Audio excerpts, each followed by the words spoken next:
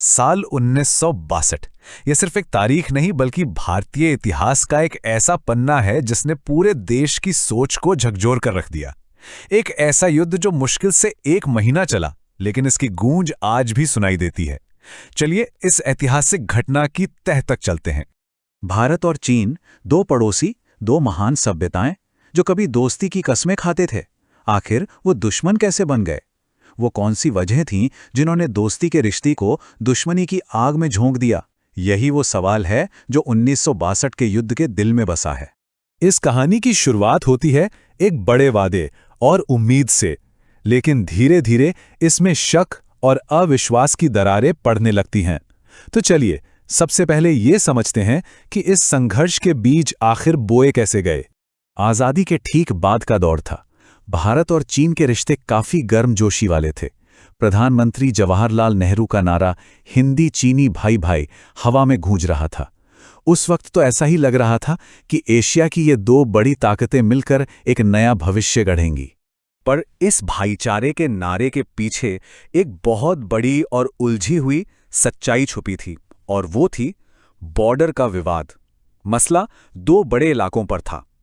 पश्चिम में अक्साई चीन, जिस पर भारत अपना दावा करता था पर कंट्रोल चीन का था, और पूरब में अरुणाचल प्रदेश, जिस पर चीन अपना दावा करता था पर कंट्रोल भारत का था।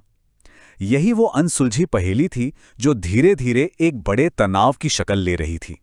तो अब हम उस दौर में चलते हैं जब ये विवाद सिर्फ कागजों और नक्शों तक सीमित नहीं रहा। जमीन पर तनाव तेजी से बढ़ने लगा और टकराव की आशंका अब हकीकत बनने के बहुत करीब थी। 1959 में हालात अचानक तेजी से बिगड़ने लगे।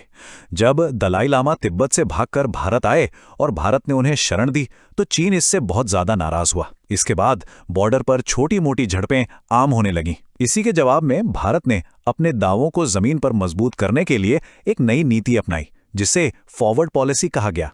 तो ये फॉरवर्ड पॉलिसी आखिर थी क्या? देखिए, ये भारत की एक स्ट्रैटेजी थी। इसके तहत विवादित सीमावर्ती इलाकों में छोटी छोटी सैन्य चौकियां बनाई जाने लगी। मकसद साफ था, चीन को आगे बढ़ने से रोकना। लेकिन इसमें एक बड़ी दिक्कत थी। ये चौकियां अक्सर बहुत अलग थलग होती थीं और उनके पास सप्लाई और सपोर्ट की भी भारी कमी थी। नतीजा, चीन ने इसे एक रक्षात्मक कदम की तरह नहीं बल्कि एक उकसावे की कार्रवाई के तौर पर देखा। और फिर वो दिन आया जब सीमा की एक छोटी मोटी झड़पें एक पूरे युद्ध में बदल गईं। वो तारीख थी 20 अक्टूबर 1962। 20 अक्टूबर 1962 की सुबह चीन ने एक साथ कई जगहों पर अचानक और जबरदस्त हमला कर दिया। भारतीय सेना इस तरह के बड़े पैमाने पर हुए हमले के लिए बिल्कुल भी तैयार नहीं थी। ये पूरे देश के लिए एक बहुत बड़ा सदमा था। उस वक्त दोनों सेनाओं की हालत में जमीन आसमान का फर्क था। भारतीय सेना न तो तैयार थी और न ही उनके पास सही साजो सामान था। वहीं चीनी सेना पूरी तैयारी और बेहतर हथियारों के साथ आई थी।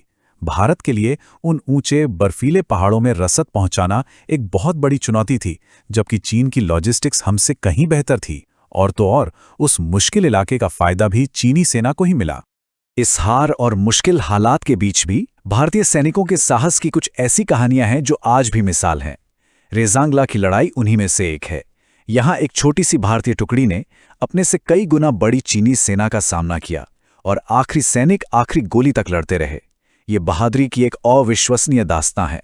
यह युद्ध भारत के लिए एक बहुत बहुत कड़वा सबक था। अब सवाल ये उठता है कि आखिर चूक कहां हुई? भारत की हार की असल वजह क्या थी?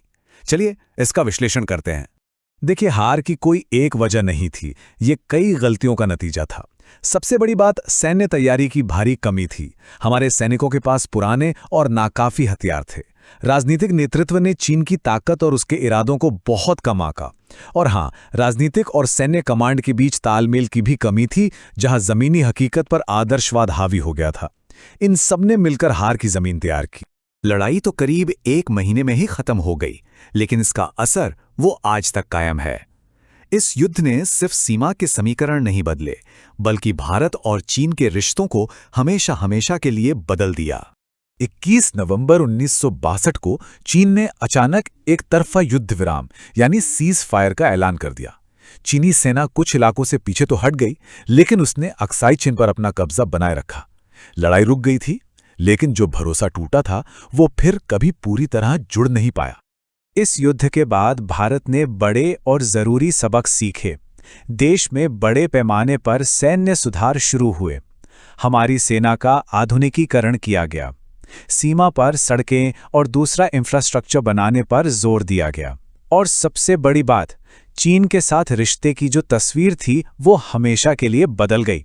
1962 की वो गूंज आज भी हमारी विदेश और रक्षा नीति में सुनाई देती है, और ये हमें एक बुनियादी सवाल पर लाकर खड़ा कर देती है। क्या इस जंग को टाला जा सकता था, या फिर हालात कुछ ऐसे बन चुके थे कि ये टकराव होना तय ही था?